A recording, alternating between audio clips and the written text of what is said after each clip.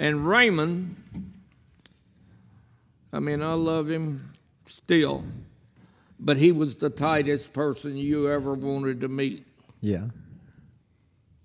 And I kept telling him, we had that Barracuda funny car, and it was like a bracket race car. It runs 670, 671. I mean, it was that consistent. Wow. Well, we're getting ready to go to Indianapolis for the Nationals. I don't remember what year it was.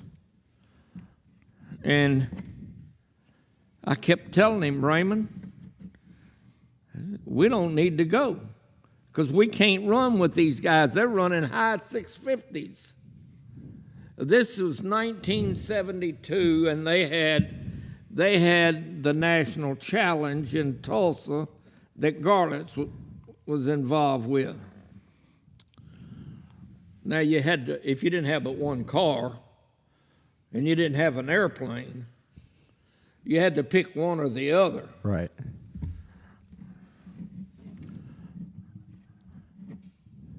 Well, I told him, I said, they're beating us because they've just come out with that Crower Glide clutch, and they're running high 650s.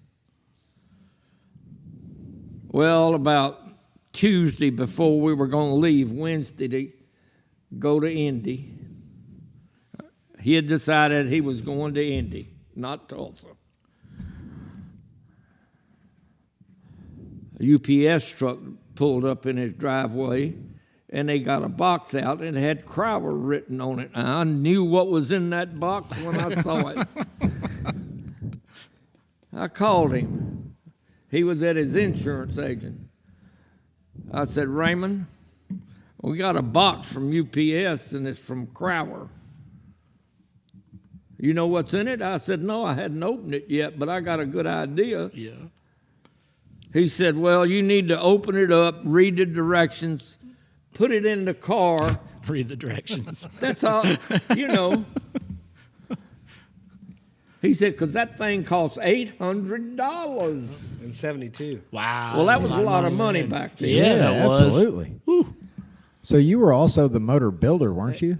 You Do were what? You weren't just the driver. You were also the motor builder for the team, right? Yes. It didn't take long for Raymond to realize that I knew what I was doing with the motor. Right. I put the clutch in. We went to Indy. We had that 2.5-ton Dodge car carrier truck. It was a ramp truck, and we went to Indianapolis, and we went through Tech and the first pass, and we weren't leaning on it. It went 653. Wow. Amen. And I came back, and he says, what do you want to do now? I said, I want to load it up. I want to go to Tulsa. What? We can run both these races because the Nationals were run on Monday. So that's what we did. Wow. We loaded up, drove to Tulsa, unloaded it, qualified. It was a 64-car show. And I'm talking everybody that was anybody was there. Yeah. And some people that wasn't because we were there. And we started wading through the field.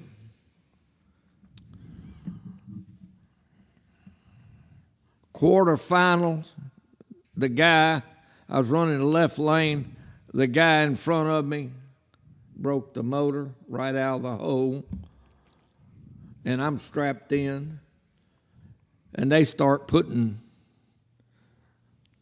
white something on the track. I didn't know what it was at the time.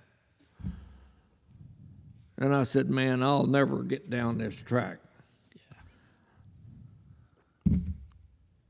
Well, when they got it swept off and everything, I did my burnout, came back, did the dry burnout, and when I did the dry burnout, it picked the left front tire up. I said, oh, look at here. That sticky stuff. It's going to make a run. Well, I won that one. It got down, there were 4 of us. Raymond Beadle, Don Prudhomme, McEwen, and us. Wow. Well, That's some names right there. That's who's who for Yeah, sure. right. That's big. That's big company there. Yeah. Amen. Amen. They came to us. There was $50,000 at that point In 1972. Man, that's a lot of money. in the purse for funny car, and they wanted to split it 4 ways. And Raymond, I'm saying, Sounds good. Raymond's saying, I don't know. I said, Raymond, come here. And I pulled him off the side. I said, we have never won $12,500 at a race, ever. Ever. Now, you know what? I was working for Raymond at the time. He had me employed, $200 a week and 10% of the winnings. Oh, you wanted Which the I 10%. found out quite a bit later that was the lowest he paid anybody. Really? Oh yeah, Was that what the... and I did more work than anybody. Right. Well, it sounds like if you were driving and you were the head mechanic, he might have been the cheapest man in drag racing. Yeah, you doing Yeah. 2 or 3 jobs. Yeah, Was that what the infamous? Everybody talks about you guys having a falling out and you taking a car to a Which drag time? race. Which time was It's many that- times. I that tell one? people that Raymond and I were like married 4 times and divorced 4 times, and it was always about money. Yeah, yeah. That didn't mean I didn't love the man. Right. Absolutely. And anyway, we split the money. We all shook hands. And to get from the pits to the starting line at Tulsa, you go around this turn. And we had the quick change rear end in that funny car at the time. And I had heard it before. I'm strapped in. And it's clicking. Click, click, click. So I told the crew, I said, y'all go get Raymond now. And he came over, and I said, look, Raymond, the rear end's fixing to break. How do you know? I said, I can hear it clicking. It's already got a tooth or 2 gone. Right. Be easy with the burnout, he said. I'm running Don Prudhomme. He's over in the left-hand lane. So you guys did not split the money, right? You didn't split the you money. shook hands. Do what? You did split the money, but you still were going to Yeah, run. they still had to Oh, run. yeah. we Oh, were okay, so gonna- you're still running. Okay, I thought you were just split split. the 50,000, Okay. and we're going to run for the trophy. Okay, I got you. I got you. So, and I didn't get along with Prudhomme.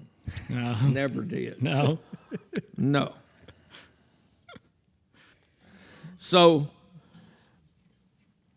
we get ready and we pull up there, and I fired up, and I told my brother was there, and I said, put a lot of water down, because I didn't want to put a lot of strain on that rear Yeah, end. didn't want to grip it. I did my burnout, and I back up. He hadn't come by me with his burnout. And I loosened the straps up when I got back there, and they got the hood, they got the car body up, and there's all under it. He broke it. And so the starter's giving me a single, and I go up, and the light came down, and I just kind of eased into it, and got the car moving, but I could feel the teeth in the rear end shelling. And I got, again, about 300 feet. And Bob Fry was the announcer. And Bob and I are good friends. Oh, I got out there. It wasn't going any further. So I just pulled the shut off, and I get out the window, and I'm taking my helmet and my coat off, and I hear Bob Fry say, well, let me tell y'all, he's got to get that car to the finish line by himself or he don't run final round. So that was the second time you pushed the car across the Well, the problem with this car and the fueler was the rear end was broken. I was going to say, with the locked rear up. end locked up, oh my gosh. And, Yeah. I put my helmet and my fire suit top up over the spoiler, and I start pushing. Now, I done been up for 2 days. And I'd push it about far here to that wall, and it would lock.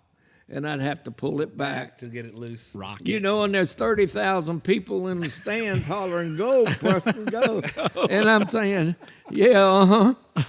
Well, to make a long story short, I don't know how long it took me, but when I turned that wind light on, I hit the floor. You just fall out. I bet.